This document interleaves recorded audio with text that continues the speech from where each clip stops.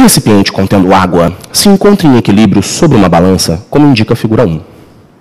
Uma pessoa põe uma de suas mãos dentro do recipiente, afundando-a inteiramente até o início do punho, como ilustra a figura 2.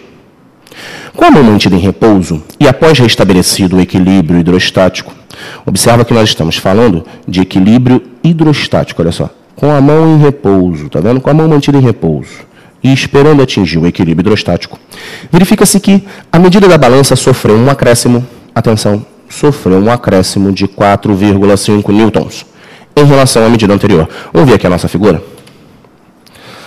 Primeira balança, olha lá. Essa é a primeira situação em que eu tenho sobre a balança recipiente fluido. Essa é a nossa segunda situação, onde eu tenho sobre a balança recipiente fluido e mão. A gente sabe que o que vai acrescentar a mais aqui no fluido para baixo é a reação ao empuxo. Sacou? Isso é o que vai acrescentar a mais. Sacou?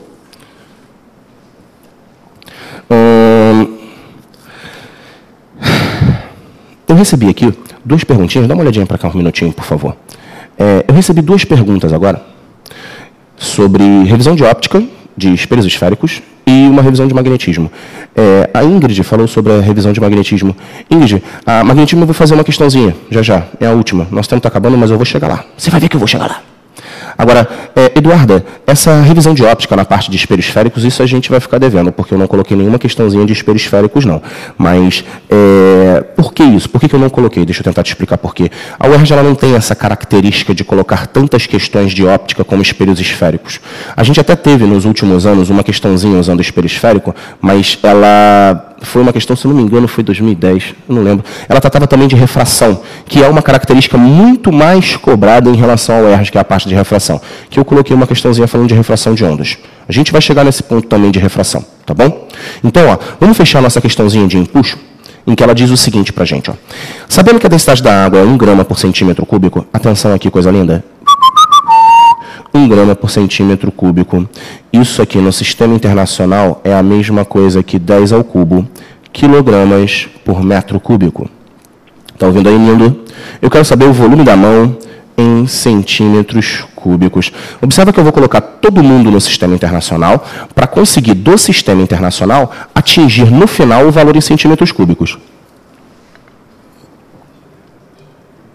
Eu não posso fazer a conta sem trabalhar no SI por conta da gravidade.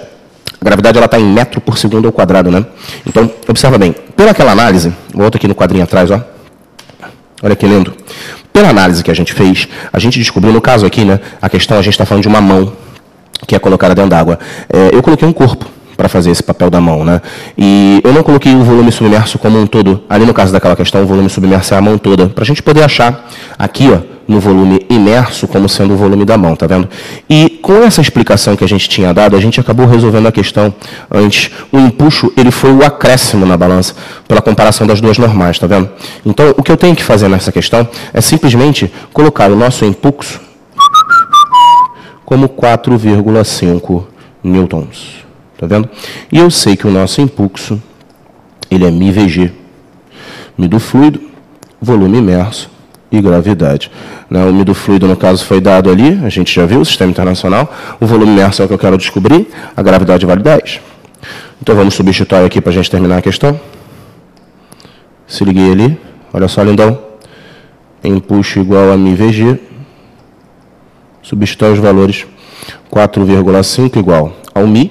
Lembra quanto era o μ? Que ele tinha dado 1 grama por centímetro cúbico mais 10 ao cubo quilogramas por metro cúbico. O volume eu quero descobrir, a gravidade vale 10. Observa que esse volume é o volume da mão, lindo. Olha lá. Esse é o volume da mão. Aí esse volume da mão ele vai ficar 4,5 vezes 10 a menos 4 metros cúbicos. Só que, filho, ele não pediu a resposta em metros cúbicos, né? Como é que faz para transformar metro cúbico em centímetro cúbico? Olha, para tu não vacilar, é só tu pensar assim, Isso aqui tu sabe, de metro para centímetro, tu sabe, de metro para centímetro você divide por 100. Ou então você eleva a 10 a menos 2, né, ali, a base de 10 a menos 2, né, você multiplica por 10 a menos 2, de metro para centímetro, de 10 mais 2, desculpa, Pardon. Você divide por 100? Não, você multiplica por 100. De metro para centímetro, você multiplica por 100. Então, se você pegar metro cúbico, centímetro cúbico, você pega isso aqui e eleva ao cubo. Olha lá, filhote. É só isso. Tá? Então, na verdade, a gente vai ter um volume da mão como sendo de 4,5, 10 a menos 4, vezes 10 à sexta. Olha lá. 10 ao quadrado elevado ao cubo é 10 à sexta, tá vendo? E aí a gente acha um volume da mão. Isso aqui agora está em centímetros cúbicos, tá, filho? Porque é 10 à sexta centímetros cúbicos. Aí eu acho um volume da mão de 4,5 vezes 10 ao quadrado, ou então 450 centímetros cúbicos. Bem, com isso a gente falou um pouquinho de impulso, sobre a reação do impulso, que é muito importante. Vamos passar para a nossa próxima questão para a gente conseguir chegar no final. Vamos lá. Olha lá. Dois equilibristas A e B, de 72 kg e 54 kg, respectivamente, mantêm-se equilibrados numa prancha de madeira uniforme, que é uma gangorra, articulada no seu ponto médio. Observa que se ela é articulada no ponto médio, a gente não vai trabalhar com o peso dessa gangorra, tá bem? Que o peso da gangorra ele vai estar exatamente em cima do ponto fixo, como mostra a figura. A partir de um determinado instante, eles passam a correr um encontro ao outro, gastando 5 segundos para se encontrarem. Determine a velocidade de B para que o sistema esteja, olha bem, para que o sistema esteja sempre em equilíbrio. Olha, usamos o termo em equilíbrio, Cara, quando nós falamos equilíbrio, a gente sempre terá duas condições de análise. Nessa questão, eu não tenho que fazer as duas condições. Nessa questão, eu só vou trabalhar com uma delas. Mas eu queria mencionar essas duas condições. Essas duas condições é em cima dos dois tipos de movimento. Eu posso ter a chamada translação e a rotação. Quem é responsável pela translação é a força. É a força resultante que faz a translação. E quem é que faz a rotação? Quem faz a rotação é o momento resultante, ou o torque resultante. Então, para haver translação, tem que ter força resultante, lindo. Para ter rotação, tem que ter momento resultante em relação a um ponto fixo. Então, para o corpo estar em equilíbrio, eu tenho que ter duas condições. Quem são as duas condições? Força resultante zero e o momento resultante zero.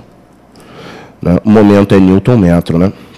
As duas grandezas devem ser zero para a gente considerar o equilíbrio. Observa que eu quero que estejam sempre em equilíbrio, tá bem? Então, vamos analisar a nossa figura aqui, vamos dar uma olhada? Olha, observa que eu tenho dois garotinhos, um de 72 quilos, um de 54. É o A de 72 e o B de 54. Então, ó, eu tenho esse A aqui, ó, 72 quilos. Então, o peso do A, filé, é de 790... Não. 720 nuggets.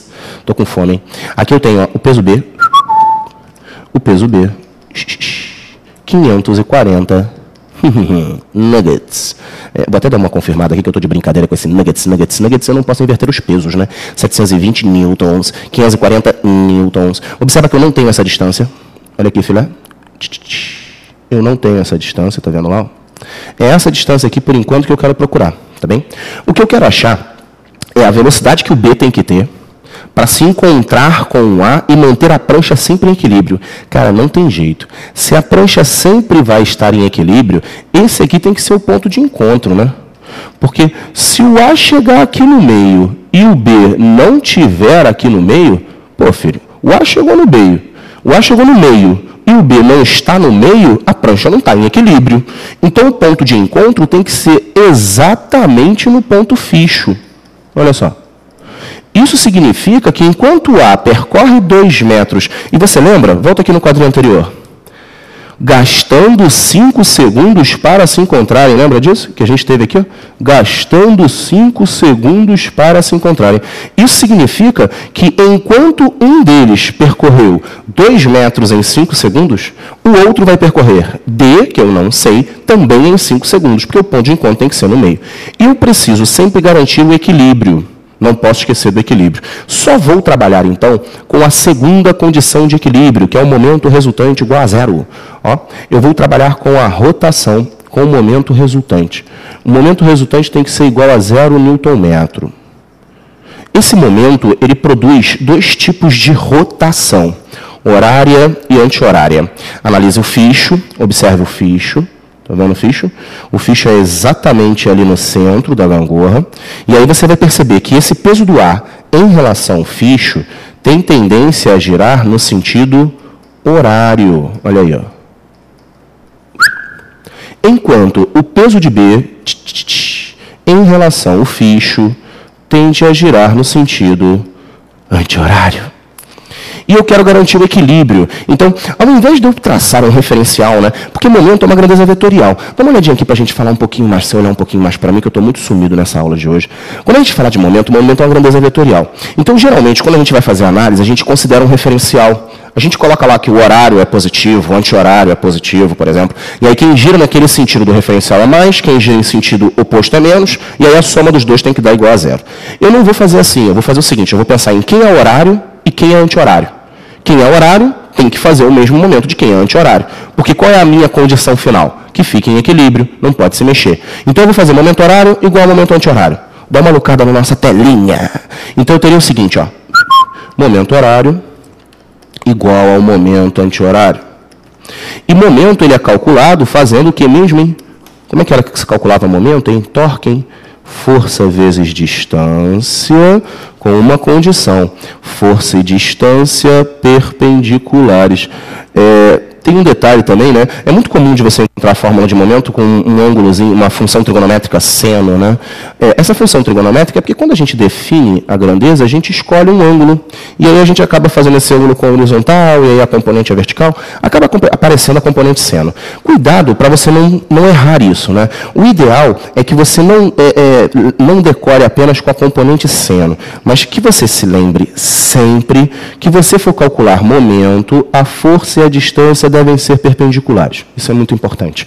Aqui já estão. Né? O peso já é perpendicular a 2, o outro peso já é perpendicular a D, o horário vai ser PA vezes 2, olha lá, o horário será PA vezes 2, o anti-horário será PB vezes D, o PA é 720 vezes 2, igual ao PB, que é 540, vezes D. Está vendo lá? Vamos fazer uma simplificate aí, maneira.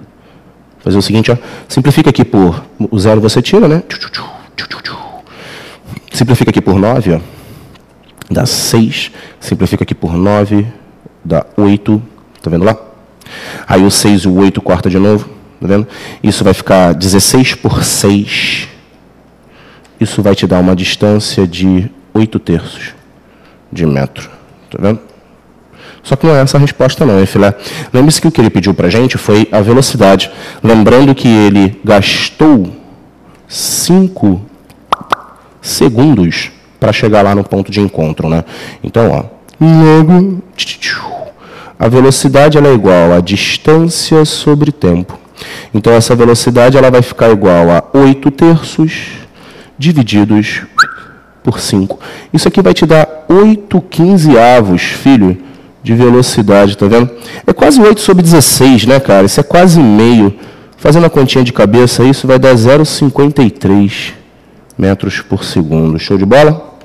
Beleza? Então, beleza. Então, filhão, não se esqueça. Toda vez que tratarmos de uma questão de equilíbrio, a gente sempre tem duas condições de equilíbrio. Força resultante nula, momento horário igual a momento anti-horário. Aí a gente garante que não tem nem translação nem rotação. Show? Vamos para a nossa próxima questão. Termologia. A figura a seguir, filhote, representa o gráfico PV. Observa, gráfico PV. Eu já vou direto em função da propriedade importante. Todo gráfico tem quantas propriedades? Acho que eu nunca falei isso, né? Será que você já ouviu isso? Todo gráfico tem quantas propriedades, nerds? Quantas? 2. Quem são elas? Área e tangente. Como é que faz para descobrir a área? Multiplica as unidades. E como é que faz para descobrir o que dá a tangente? Show de bola? Nesse caso aqui, eu não vou usar a tangente, só vou usar a área. Observa só uma coisa. Ó. Pressão no sistema internacional tem dimensão de Newton por metro quadrado. E volume no sistema internacional tem dimensão de metro cúbico. Se eu... Newton por metro quadrado. O engraçado é que eu escrevi metro quadrado. Falei metro quadrado, mas escrevi metro cúbico, né? Então, de novo, a pressão Newton por metro quadrado, volume metro cúbico. Se eu tirar a propriedade de área, olha aí, gato lindo, olha aí, Gato nerd. Se eu tirar a propriedade de área, vai ficar Newton por metro quadrado vezes metro cúbico. Isso é Newton vezes metro, filhão. Isso aqui é a mesma coisa que Joule. Tá vendo lá? Ou seja, o gráfico PV ele tem uma área igual ao trabalho realizado. A gente vai discutir sobre essas grandezas já, porque a gente vai falar nessa questão sobre a primeira lei da termodinâmica, tá bem? Que é ΔU, calor e trabalho. Dá até para a gente fazer um comentáriozinho aqui antes da gente ler a questão? Olha só. Primeira lei da termodinâmica. ΔU, que é a variação da energia interna, Q, que é o calor, menos o trabalho. Essa daqui, essa equaçãozinha, ela tem algumas dependências, né? Por exemplo, o U, a energia interna, ele só depende da temperatura, né? Isso significa que se a temperatura aumenta, o U aumenta. Se a temperatura diminui, o U diminui. Se a temperatura não muda, porque também o U não muda, né? E esse trabalho, filhote, esse trabalho ele só depende da variação de volume. Isso é importante. Então, se eu tenho uma variação de volume, positiva, eu tenho um trabalho positivo. Se eu tenho uma variação de volume negativa, eu tenho um trabalho negativo. Se eu não tenho uma variação de volume, eu não tenho um trabalho realizado. Observa que nós estamos falando aqui basicamente de energia em tudo, né? ΔU, calor, trabalho, tudo é energia, tudo é grandeza escalar. Aqui ninguém tem direção e sentido e todo mundo tem sinal. Não esquece, né? O ΔU será positivo quando a temperatura aumenta, porque o U só depende da temperatura. Né? Será negativo quando a temperatura diminui, porque o U só depende da temperatura. O calor é positivo quando a massa ganha calor, é negativo quando perde calor. O trabalho é positivo quando a variação de volume é positiva, é negativo quando a variação de volume é negativa. Então vamos voltar para a questão de novo. Ó. A figura a seguir ela representa o gráfico pressão-volume de um gás, que sofre primeiramente um processo isobárico, partindo do ponto A para o ponto B. E depois um processo isovolumétrico, atingindo o ponto C, que se situa sobre a mesma isoterma que A. Atenção a este nomezinho que apareceu aqui. Olha que coisa linda. Mesma isoterma. Isoterma é a mesma temperatura. Olha bem, vamos olhar o gráfico. Olha o gráfico. O ponto A e o ponto C estão sobre a mesma isoterma. Isso significa que se a temperatura do A for TA, e a temperatura do C for TC, com certeza TA é igual a TC. Com certeza. E isso também me garante que a energia interna em A é igual à energia interna em C. Porque a energia interna só depende da temperatura, né? Outra coisa que a gente tem que ver também é o seguinte, ó. Dá uma olhadinha no processo BC. Dá uma olhadinha no processo BC aqui, ó. Dá uma pintadinha nele aqui, ó. Dá uma olhadinha no processo BC, filhote. O que você consegue perceber no processo BC? Que não houve variação de volume, dá uma olhada. No processo BC, não há variação de volume. Se não há variação de volume, como é o nome dessa transformação? Isovolumétrica. E quem era a grandeza que dependia do volume? Era o trabalho. Isso significa, então, que o trabalho de BC é zero, filho. Olha lá. Não tem variação de volume, tá vendo? De A para B tem variação de volume, observa que de A para B, vamos pintar esse de A para B aí também, para dar uma destacada maneira nele. De A para B, a pressão foi constante e houve um aumento de volume, você percebeu aí? Houve um aumento de volume de A para B, a pressão foi constante, mas o volume aumentou. Foi uma expansão, né? Um aumento de volume. Observa que o AB, ele tem um trabalho realizado igual à área que vai desde a função, lembra que a gente falou isso no outro? Até o eixo do gráfico. Olha só, filhão, isso é importante, hein? Desde a função até o eixo do gráfico, olha lá. Essa área é igual ao trabalho, filho. Trabalho realizado de A para B. No caso, também vai ser o trabalho realizado de A para B para C, tá vendo? De A para B é o mesmo trabalho de A para B para C, porque de B para C o trabalho é zero. Está vendo só? De B para C o trabalho é zero. E outra coisa, o ΔU de ABC também é zero, porque a temperatura é igual. Vamos ver a primeira pergunta? Calcule o trabalho realizado pelo gás ao final do processo ABC e o calor recebido pelo gás ao final do processo ABC. Observe que ele só quer do processo ABC. O trabalho vai ser dado pela área, tá vendo lá? Que área? Observa a unidade, hein, filho? Metro cúbico e, ó, 10 a quinta newtons por metro quadrado. Não vacila nisso não, hein? Então aqui eu tenho 2, tá vendo só? E aqui, filho, olha, isso tudo aqui é 4 vezes 10 à quinta. Dá uma olhada lá.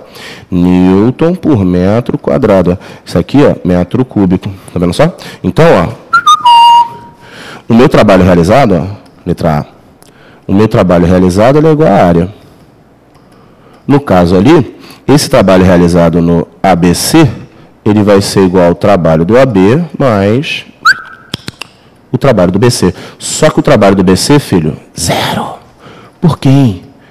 Ora. A avaliação de volume é 0, tá vendo lá?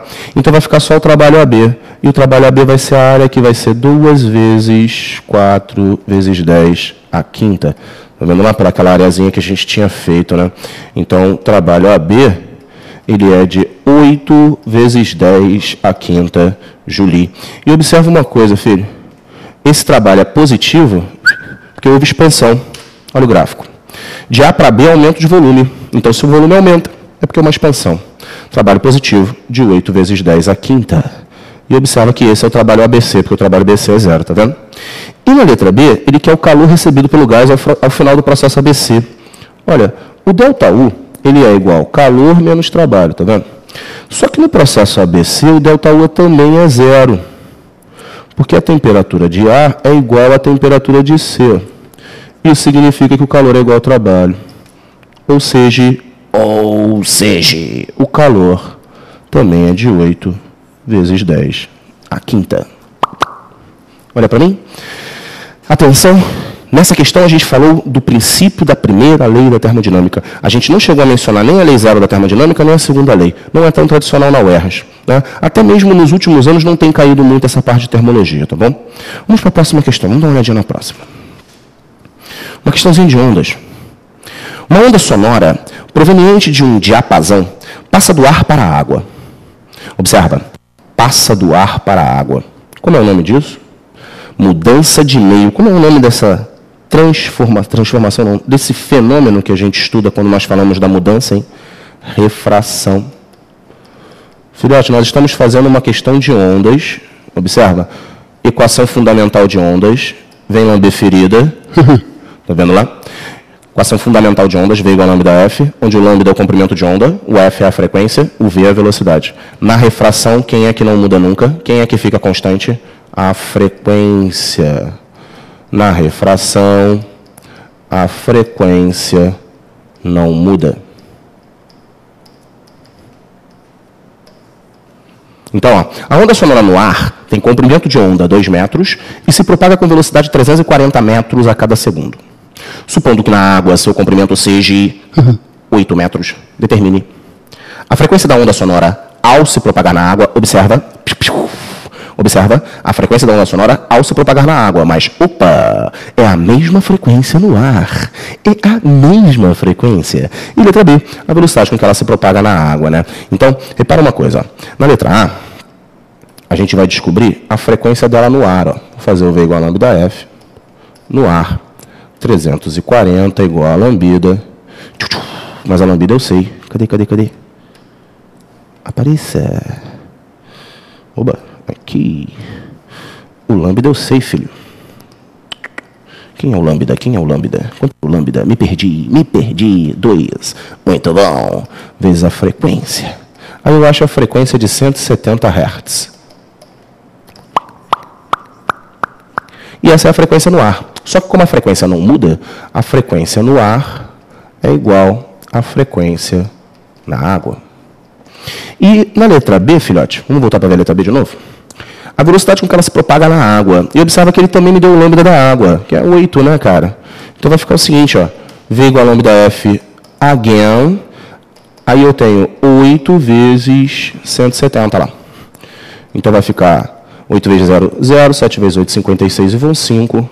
8 e 5, 13. 1.360 metros por segundo. E a nossa última questão, meu filho? Nossa última questão, dá uma olhadinha para mim aqui. Nossa última questão é uma questão de magnetismo. Uma questão tradicional que vai falar sobre força magnética que atua sobre uma carga elétrica em movimento dentro de um campo. Eu vou ter uma carga sendo lançada dentro de um campo magnético e vou estudar a atuação dessa força magnética sobre a carga. Essa força ela pode ter vários valores diferentes devido à inclinação que essa velocidade tem com o campo. Agora, o tradicional é a gente trabalhar com a velocidade e o campo sendo perpendiculares. E aí, se eles são perpendiculares, a gente sempre vai ter uma característica comum. A força magnética ela vai produzir um efeito de resultante centrípeta, fazendo a partícula descrever um movimento circular. A gente, inclusive, tem uma regrinha da mão para determinar a força magnética. Eu utilizo a regra da mão direita, que é uma regra bem ampla, porque a gente pode trabalhar com todas as partes de magnetismo. Nessa parte de carga elétrica, a gente considera os dedos como a velocidade, a palma da mão como sendo um campo, né? Tem um raio, campo magnético saindo da palma da mão, e no dedão é a força. Eu vou enquadrar esses vetores, velocidade, campo, que é um raiozinho saindo da palma, e força no dedão, para conseguir descobrir o sentido da força magnética. Nessa questão, eu nem vou precisar disso, porque o desenho já está pronto.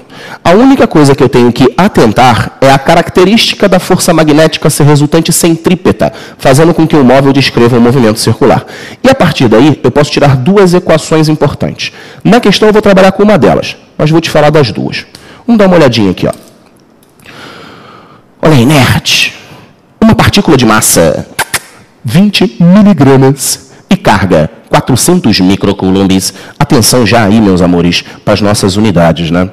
A gente está chegando na nossa última questão, mas nós não podemos dar mole, hein?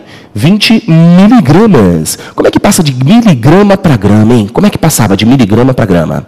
10 a menos 3. E de grama para quilograma? 10 a menos 3. Again. Logo, miligrama é 10 a menos 6 quilograma. Beleza? E microcoulomb. Você lembra? Microcoulomb 10 a menos 6 coulombs. Então, uma partícula de massa, 20 miligramas, e carga 400 microcoulombs, em movimento circular uniforme, observa que ele já te falou, ó, movimento circular uniforme, na presença de um campo magnético B igual a 1 Tesla, que tem velocidade escalar, 5 metros por segundo. Observa que todo mundo no SI agora. Considere que o movimento ocorre no vácuo, que a ação do peso desprezível em relação à magnética. Calcule o raio da trajetória circular em centímetros. Observa que ele já me deu a figura, a gente já tinha discutido, né? Aqui no caso, ele está girando em sentido anti-horário, olha só. Então eu tenho a velocidade aqui, ó. Tá vendo só? Velocidade está aqui. O campo é esse vetorzinho aqui, ó. Essa nomenclatura do campo, um xzinho, é entrando, tá vendo? O campo está entrando e a força magnética, olha lá, coisa linda. A força magnética, ela aponta para o centro da trajetória, olha só. Fazendo o papel de resultante o que mesmo, hein, nerd lindo? Centrípeta. Vamos fazer um desenvolvimento aqui? Ó. Fazer um desenvolvimento aqui do lado. Ó. Se a força magnética, filho, ela é igual a resultante centrípeta, a força magnética tem uma formuleta, você lembra? Quem vê bem sem óculos? Ó. Essa é a formuleta da força magnética. A centrípeta é mv2 sobre R, né? Onde o R é o raio. Esse ângulo ali, filho, ele é o ângulo entre V e B. Esse ângulo zeta aqui, esse θ, ele é entre V e B, esse θ. Já vou, produção. Estou indo, produção. Esse θ é entre V e B. E observa que o θ entre V e B aqui é 90. E o seno de 90 vale 1, né? A gente pode cortar essa velocidade aqui com aquela velocidade ao quadrado. E aí a gente costuma isolar o raio. Olha só, se a gente isolar o raio, fica uma equação assim, ó. MV sobre QB. Tá vendo? A gente costuma dizer que nessa equação é assim, ó, Raimundo MV um QB. Beleza? E a gente também tem que lembrar de um seguinte detalhe. Isso é um movimento circular uniforme, nerd. Dentro do movimento circular uniforme, eu posso escrever que o V é igual a ômega-R e posso escrever que o ômega é 2π sobre o T grande. Lembra do que era T grande? T grande, filho, T grande. Esse T grande aqui era o período, que era o tempo de uma volta. Né? O que eu vou fazer agora é substituir o V por ômega-R, aí depois o ômega por 2π sobre período. Quer ver? Fica assim, ó. RQB, multiplicando cruzado, né? É igual a MV. Só que o V, ele é ômega R, né? Então o V ele é ômega vezes R, só que o ômega é 2π sobre período, então ele fica 2π sobre período, que é o ômega, vezes R, olha só. Aí a gente corta o R com R e isola o período. 2πm sobre QB. Lembrando que esse período é o tempo de uma volta, né? E aí a gente brinca, né? Raimundo me vê um quibe, tem 2 pimentas no meu quibe. E aí a gente mata as duas equações principais. Nessa questão ele só me pediu o raio, filé. Então, ó, vou substituir o raio aqui para a gente matar a questão. Raimundo, a minha vizinha, que bonita. Também tem essa, né? Aí nós queremos o raio, né? Aí nós vamos ter o seguinte, ó. A massa, que era 20 miligramas, 20 vezes 10 a menos 6. A velocidade, que era 5. A carga, que era de 400 microcoulombs. E o campo, que era 1, tá vendo? 10 a menos 6 corta com 10 a menos 6. Viu ali? Isso vai ficar 100 sobre 400. 100 sobre 400 é 1/4, filho. 0,25 metros. Agora, olha atenção, olha atenção, olha atenção. O cretino perdeu o raio em centímetros. Então, isso aqui vai me dar 25 centímetros. É isso, filhote. Com isso, a gente fecha a nossa revisão. Com isso, a gente chega bem no finalzinho da nossa jornada. Só falta o nosso dia de amanhã, que a gente vai destruir. Tá beleza? Tamo junto. Um beijo, fiquem com Deus. Feliz Natal, feliz Ano Novo. Até a próxima. Valeu, nerds do QG!